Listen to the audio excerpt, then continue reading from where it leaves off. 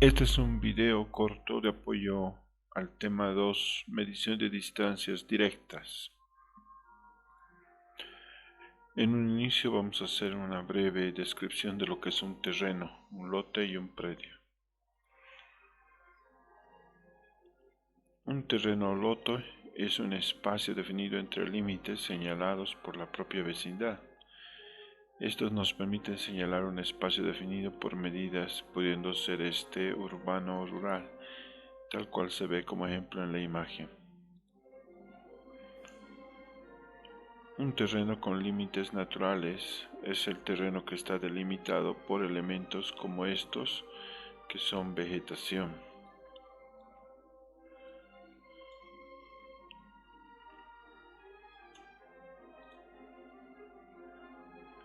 Un lote con límites artificiales es un terreno lote que está delimitado por un muro perimetral que es de índole artificial, no vegetativa ni tampoco accidental, o también puede ser elementos constructivos como los colindantes de los vecinos, por ejemplo.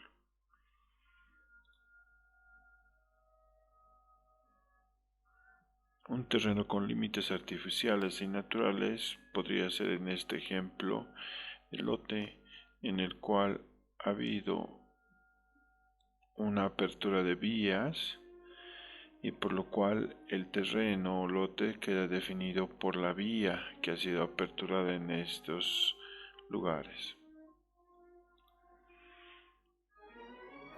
El predio es un terreno o lote que a su interior tiene construcciones o edificaciones.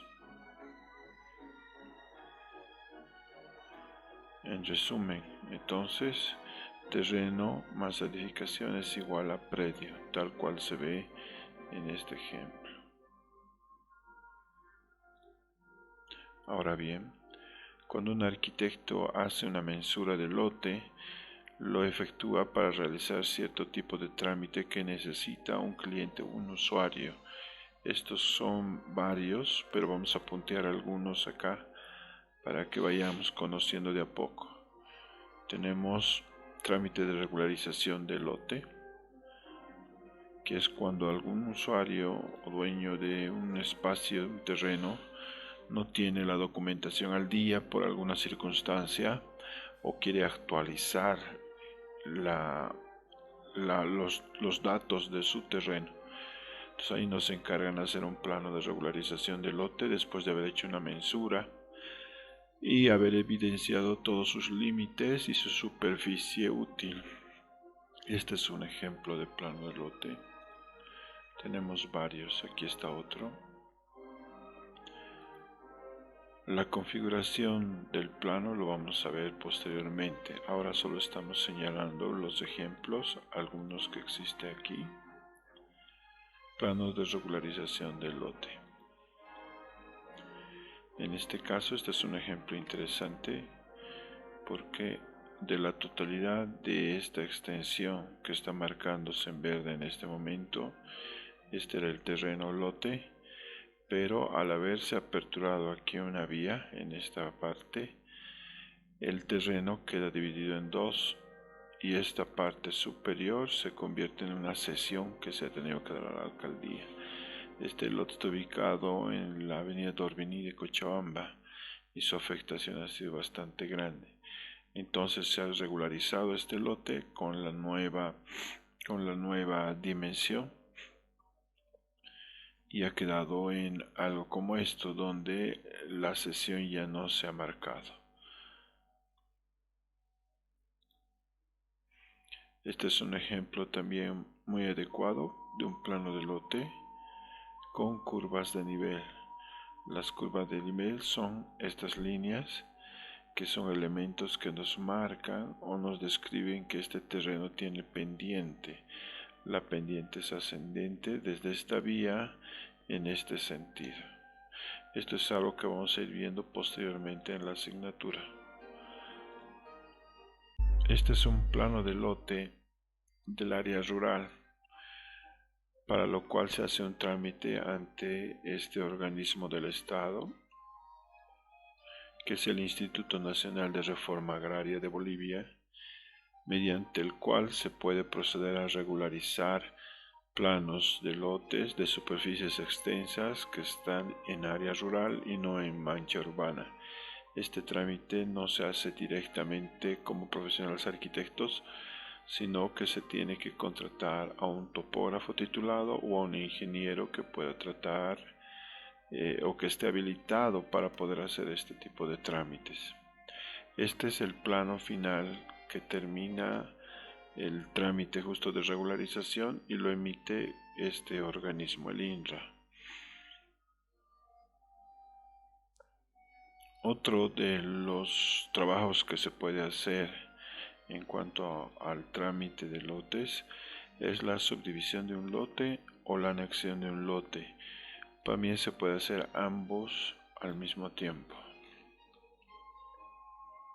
Estos son los elementos de tasación que nos da como una normativa la alcaldía. Aquí está un ejemplo de plano de división de lote, donde se tenía un lote en general y en algún momento, por alguna circunstancia, se ha dividido en dos. Entonces tenemos un lote 1 y un lote 2 y este es su plano de aprobación.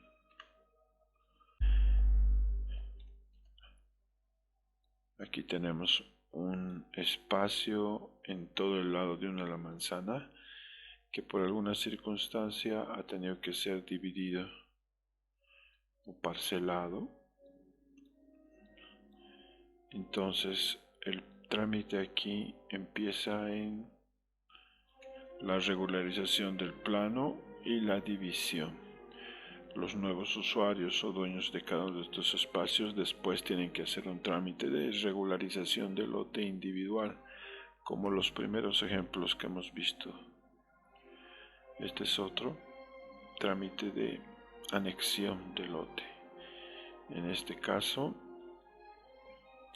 seguramente se contaba con un terreno y posteriormente se ha comprado, se ha heredado, por ejemplo, el otro, y lo que se está haciendo es un trámite de anexión para que después este lote termine siendo uno solo. Anteproyecto de urbanizaciones. Los arquitectos también podemos proyectar una urbanización y dentro de esos trámites está hacer un proyecto de aprobación urbano en el cual tenemos un lote, un predio grande, y a esto se puede fraccionar y dividir en distintos lotes. Algo que hay que resaltar en esta parte del ejemplo que estamos haciendo es que tiene que haber una cesión de superficie de área verde que está tasado por normativa de la alcaldía de la zona donde se encuentre este inmueble. También adicionamos perfiles de vías, que son elementos que en este caso, por ejemplo, se considera como cesión a la alcaldía por perfil de vías y hay un porcentaje mínimo, al igual que el área verde, que se debe ceder en este caso a la alcaldía.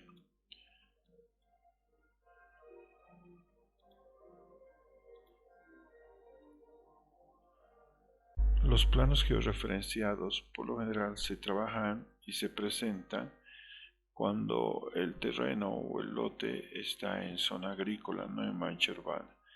Lo que se nos pide es un lote que tenga sus vértices georreferenciados.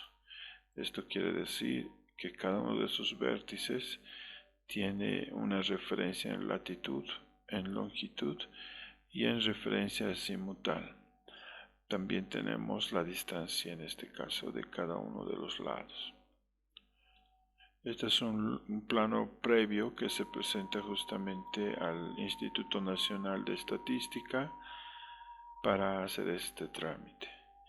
Este, por ejemplo, es un plano levantado por el Instituto Geográfico Militar que también sirve para hacer este trámite. Se puede encargar a ellos también este levantamiento. Los planos topográficos son los planos que son hechos por topógrafos que están acreditados para levantar terrenos. Es algo que nosotros también podemos hacer con la mensura directa.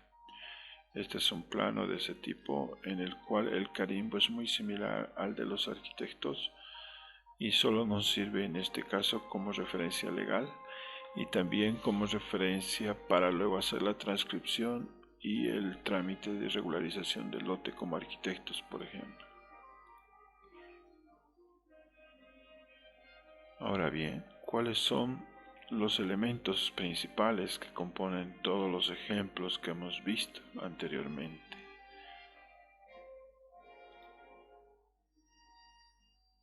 Tenemos un ejemplo de un plano de lote en general. Lo primero que vamos a ver es que un plano de lote tiene que tener un título donde indique qué tipo de trámite o qué tipo del plano es. En este caso tenemos plano de regularización del lote.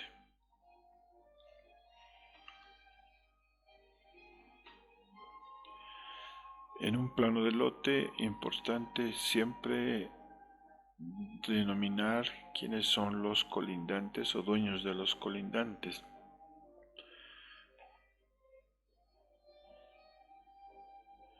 Otro elemento importante es el perfil de vía, desde donde empieza la calle y desde donde empieza el lote. En este caso, cuando es el perfil de vía, nosotros tenemos que poner estas dos letras que significan rasante municipal y por lo general se grafica de esta manera, como está esta línea segmentada unida por una línea delgada. Después, el plano tiene que tener dimensiones visibles y deben estar por lo general ubicadas al centro de cada tramo o cada lado que tenga el lote. Otro elemento importante que tiene que tener obligatoriamente el plano es la superficie. En el terreno, en el medio o en la parte más visible se coloca la superficie útil mensurada, para que así a simple vista en el plano se sepa qué dimensiones tiene y cuánto es la superficie. El plano tiene que tener la referencia al norte magnético y siempre se coloca en la esquina superior derecha. También tenemos otros elementos que nos muestran que al interior del terreno existe una construcción. Esto está marcado de esta manera. Este es un elemento que nos está mostrando que al interior del terreno existe una construcción y cuando se marca con línea oblicua en un solo sentido, como en este caso, significa que es de una sola planta.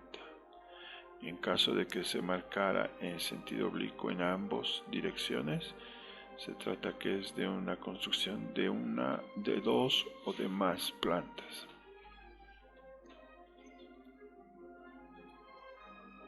Los límites del predio se marcan con una línea de sucesión de puntos y rayas, es decir, raya, dos puntos, raya.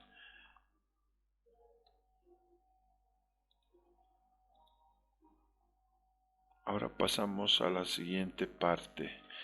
En un principio teníamos todo este espacio, que es el gráfico y referentes del gráfico, y ahora tenemos la referencia textual y legal del plano.